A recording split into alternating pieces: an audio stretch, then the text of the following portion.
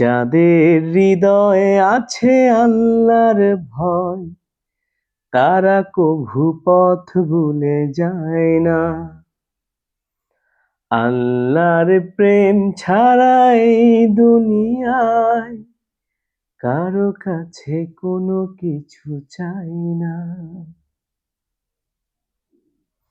আসসালামু আলাইকুম।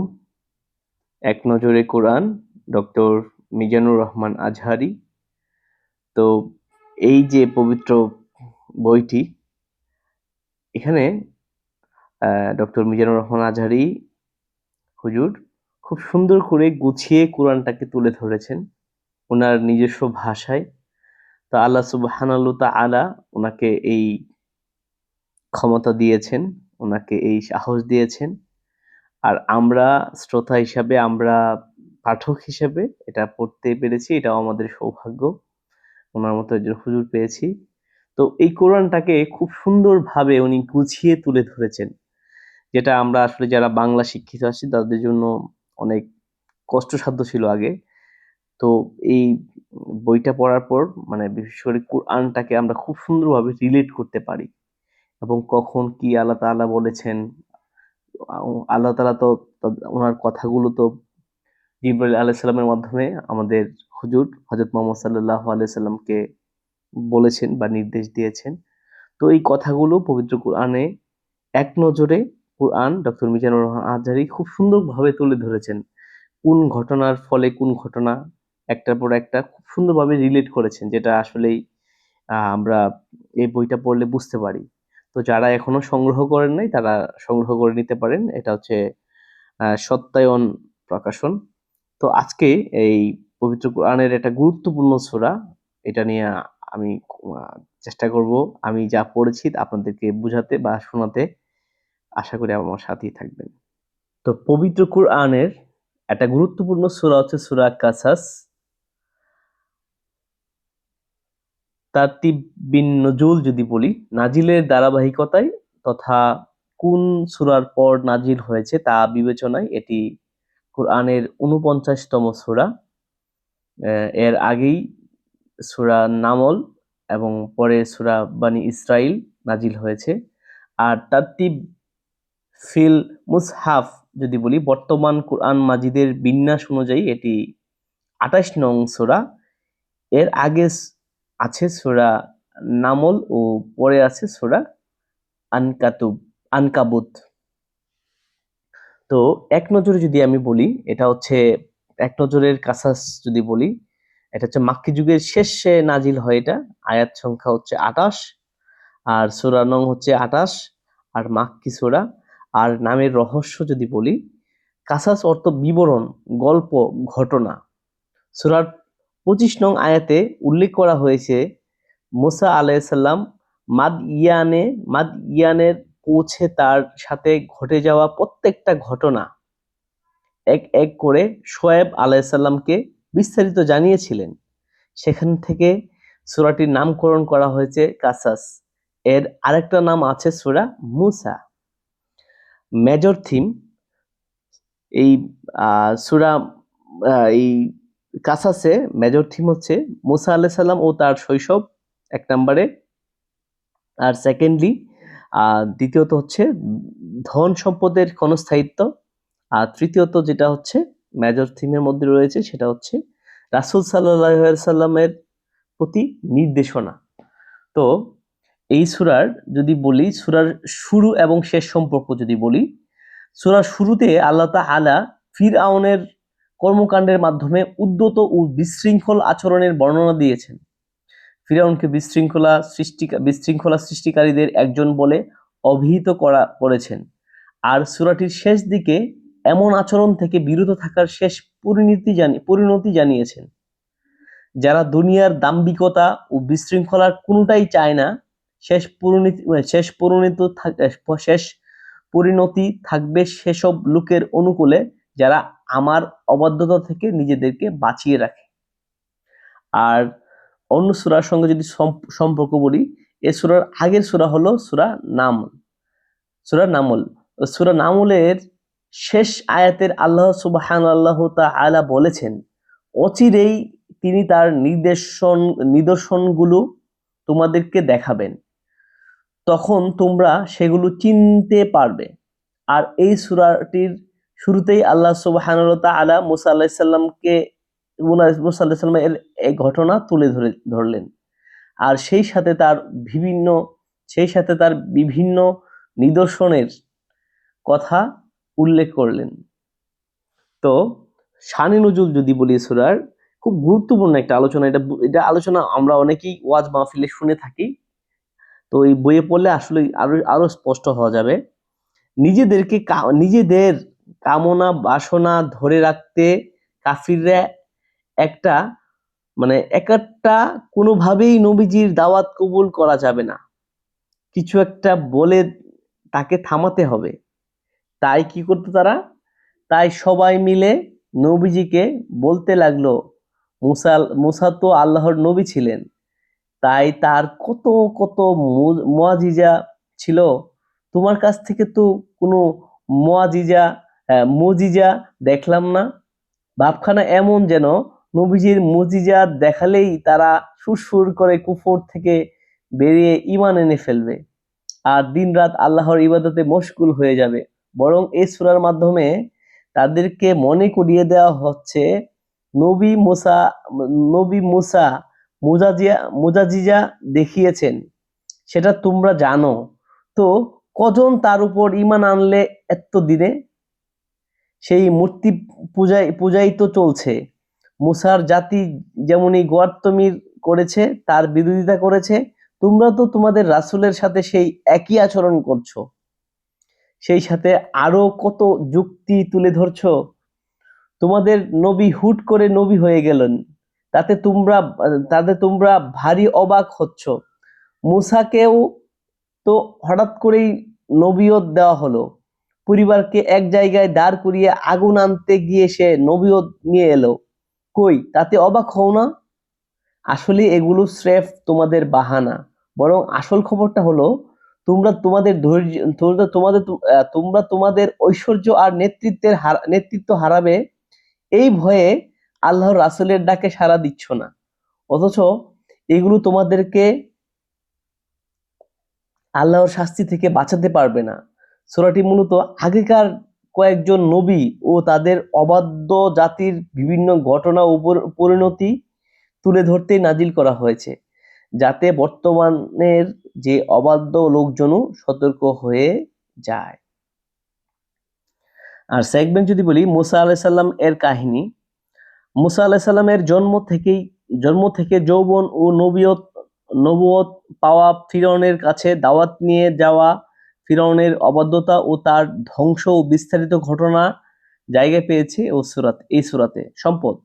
সম্পদ মানুষের যেমন কাজে আসে, ঠিক তেমনি এই সম্পদের জন্য মানুষ ধ্বংস হয়। যেভাবে ধ্বংস হয়েছে কারূন, তাই সম্পদের যথাযথ ব্যবহার নিশ্চিত করতে হবে। নবী সাল্লাল্লাহু আলাইহি সাল্লাম মানব জাতির মাঝে যে বাণী নিয়ে এসেছেন, আল্লাহ তাআলা তার সত্যতা নিশ্চিত করেছেন। সেই সাথে রাসূলের লক্ষ্য কি সেটিও জানিয়ে দিয়েছেন। ফজিলাত: কোরআনে যেসব সূরা কলেবর 100 আয়াতের কম, সেগুলোকে বলা হয় মাসানি। ইনজিলের পরিবর্তে আল্লাহ সুবহানাহু ওয়া তাআলা মাসানি সূরাগুলো নবীজিকে উপহার দিয়েছেন। তো এরকমই একটি সূরা হলো সূরা কাসাস। Cause and effect. তো এই সূরা পড়ে আমরা যেটা বুঝতে পারি আমাদের কারণ এই সূরা নাজিলের, সেটা হচ্ছে দোয়া করতে হবে নিজের স্ত্রী সন্তানরা যেন চক্ষু শীতলতার কারণ হয়। কেননা এই দোয়া যদি আমরা করি, এই দোয়া কবুল হলে দুনিয়ার জীবনটা শান্তিতে ভরে উঠবে। সুবহানাল্লাহ। তো এই সূরার মধ্যে যে ব্যাপারটা আল্লাহ তাআলা তুলে ধরার চেষ্টা করেছেন, গতিপথ পুরা সূরাতে কি কি ব্যাপার নিয়ে আলোচনা করা হয়েছে এবং কি কি ঘটনা বর্ণনা দেওয়া হয়েছে। বলছে যে ফিরআউনের অবাধ্যতা, আল্লাহ সুবহানাহু ওয়া তাআলা মুসা আলাইহিস সালামকে নবুয়ত দিয়ে অবাধ্য ফিরআউনকে দাওয়াত দিতে পাঠালেন। দাওয়াত প্রত্যাখ্যান করায় ফিরআউনকে পানিতে ডুবিয়ে মারা হয়। এটা হচ্ছে সেন্ট্রাল থিম যদি বলি। ধরার বুকে শান্তি শৃঙ্খলা নষ্ট করলে চরম শাস্তির হুঁশিয়ারি। দ্বিতীয়ত, কুরাইশদের বিশৃঙ্খলা। মক্কায় কুরাইশরাও আল্লাহকে অস্বীকার করে ও নিজেদের মধ্যে অরাজকতা করতে লাগলো। তাদের মাঝে পাঠানো হলো রাসূল সাল্লাল্লাহু আলাইহি সাল্লামকে, কিন্তু তারা তাদের আগের অবদ্ধতায় অটল রইল। কারণ স্বৈরাচারের দোসর মুসা আলাইহিস সালামের জাতির লোক হয়েও কারণ হাত মেলায় ফিরআউনের সাথে। সে ছিল বড় মাপের সুযোগ সন্ধানী ও পুঁজিবাদী এক লোক। শাস্তি হিসেবে আল্লাহ তার সব সম্পদ সহ তাকে জমিনে ধসিয়ে দেন। আসল রাজত্ব ও সফলতা। সত্যিকারের সফল তারাই যারা আল্লাহকে তাদের রব হিসেবে মেনে নিয়েছে। জান্নাত তাদের জন্য অপেক্ষা করছে, আর এসব মানুষকে দুনিয়ার বুকেও দেওয়া হবে রাজত্ব। সুবহানাল্লাহ। এই সূরার যদি পুরো ওভারভিউ আপনাদের সাথে বলতে চাই, হুজুর কি সুন্দর করে তুলে ধরেছেন, সেটা হচ্ছে 1 থেকে 6 নম্বর আয়াতে ফিরআউনের অত্যাচার অবিচার নিয়ে আলোচনা, দুর্বলকে সহায়তা ও অত্যাচারীকে শাস্তি দিতে আল্লাহর অঙ্গীকার। 7 থেকে 14 নম্বর আয়াতে আল্লাহ তাআলা যেটা বলার চেষ্টা করেছেন, মুসা আলাইহিস সালামের জন্ম হলো, তখন ফিরআউনের দলবলের হাতে খুন হওয়া থেকে আল্লাহ তাকে অলৌকিকভাবে বাঁচালেন। 15 থেকে 28, অনিচ্ছাকৃতভাবে মুসা আলাইহিস সালামের হাতে এক লোকের মৃত্যু, পালিয়ে মাদিয়ান গিয়ে ন্যায়পরায়ণ ব্যক্তির মেয়েকে বিবাহ। 29 থেকে 35 নম্বর আয়াতে মুসা আলাইহিস সালাম ও হারুন আলাইহিস সালামের মিশন ও আল্লাহর পক্ষ থেকে তাদেরকে সহযোগিতার কথা বর্ণনা হয়েছে। 36 থেকে 42 নম্বর আয়াতে ফিরআউনের কাছে দাওয়াত নিয়ে গেলে সে ও তার পুরো বাহিনী তা প্রত্যাখ্যান করে, ফলে তাদের জন্য ভীষণ শাস্তি। তারপর হচ্ছে 43 থেকে 50 নম্বর আয়াত, মুসা আলাইহিস সালামকে তাওরাত আর নবী সাল্লাল্লাহু আলাইহি সাল্লামকে দেওয়া হয় কুরআন। এখানে মিল হলো তাদের দুজনের জাতি কিতাবকে অস্বীকার করেছে। 51 থেকে 61 নম্বর আয়াতে আহলে কিতাবের লোকদের কথা আর কুরআনকে অস্বীকার করা ও দুনিয়ার প্রতি আসক্তি থাকায় কুরাইশদের প্রতি সতর্ক বার্তা। 62 থেকে 75 নম্বর আয়াতে কিয়ামতের দিন মুশরিকদের দশা হবে এমন, তারা তওবা করতে চাইবে আর শাস্তি দেখে আল্লাহকে একক ইলাহ বলে স্বীকারও করবে। 76 থেকে 84 নম্বর আয়াতে কারুনের কাহিনী ও অহংকারী বেঈমানদের পরিণতি সম্পর্কে বলা হয়েছে। 85 থেকে 88তম আয়াতে মক্কায় রাসূলকে আবার ফিরিয়ে আনার ভবিষ্যৎবাণী ব্যক্ত হয়েছে। এরপরের পৃষ্ঠা যদি আমরা যাই, এখানে দেখতে পারি কেস স্টাডিতে হুজুর যেটা তুলে ধরার চেষ্টা করেছেন, পুরো সূরার সারমর্মটা এখানে তুলে ধরেছেন। কোন দেশের শাসক হলো সেই দেশের প্রধান ব্যক্তি, দেশ ও জাতির মাথা। তো এই মাথা যদি অচল হয় বা উল্টো পথে চলে, তখন গণমানুষের যাবার কোনো জায়গা থাকে না। আবার সেই শাসক যদি নিজেকে রব দাবি করে বসে, তাহলে তো কোনো কথাই নেই। ফিরআউন ছিল তেমনই এক শাসক। মুসা আলাইহিস সালাম তার কাছে দাওয়াত নিয়ে যান, এক আল্লাহকে রব হিসেবে স্বীকার করে নিতে বলেন, কিন্তু সে অহংকার দেখিয়ে হামানকে নির্দেশ দেয়, হামান, তুমি আমার জন্য একটা সুউচ্চ প্রাসাদ বানাও, যাতে সেখানে উঠে আমি মুসার খোদাকে দেখে নিতে পারি। নাউজুবিল্লাহ। আমার দৃঢ় বিশ্বাস সে মিথ্যাবাদী। ক্ষমতার দম্ভে মানুষ কতটা অন্ধ হতে পারে। আজকাল যে দেশে দেশে বিভিন্ন জাতির মাঝে মাঝে এমন ফিরাউনও নেই, এমনটা বলা কিন্তু অসম্ভব। ফিরাউন আছে, এখনো আছে। ফিরাউনের মতো অনেক লোক আছে। এদেরকেও দেখবেন ক্ষমতার জোশে স্থির থাকতে পারে না। কাকে কি করবে, কি বলবে, কোনো হোশ থাকে না। ফিরাউনের অহংকার ও তার পরিণতি সারা দুনিয়ার শাসকদের জন্য কেস স্টাডি। আর রিফ্লেকশন বা তাতাব্বুর যদি বলি, এ সূরার প্রথম 13টি আয়াত পড়লে চমকে উঠতে হয়। সদ্য জন্ম নেওয়া একটা শিশু, চারিদিকে তার বিপদের হাতছানি। সেই সময় তার মায়ের কাছে আদেশ এলো, ওকে নদীতে ভাসিয়ে দাও। আল্লাহর আদেশ ও মা আল্লাহর আদেশে মা ও সঙ্গে সঙ্গে তাই করলেন। ছেলের জীবন নিয়ে শঙ্কিত হলেন না। শিশুটি ভাসতে ভাসতে গিয়ে উপস্থিত হলো ফিরআউনের ঘাটলায়, যে কিনা এই ধরনের ছেলে শিশু জন্ম নেওয়া মাত্রই হত্যার হুকুম জারি করেছে। অথচ আল্লাহর ইচ্ছায় এই শিশুটির কোনো ক্ষতি এই শিশুটির কোনো ক্ষতি সে করতে পারল না, বরং তার ঘরেই শিশুটি লালন পালনের জন্য রেখে দিতে হলো। ওইদিকে এই শিশুটি কোনো দাত্রীর দুধ গ্রহণ করছে না, বাধ্য হয়ে তার মাকেই দুধ মা হিসেবে নিয়োগ দিতে হলো।